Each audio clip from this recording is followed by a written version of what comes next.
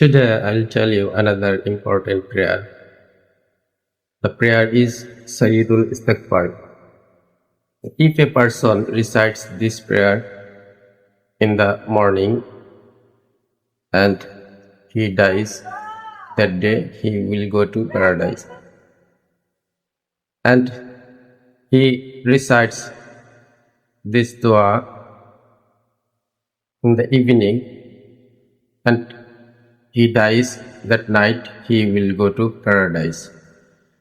So, such an important dua we should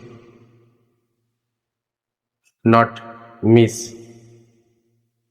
So, let's get started.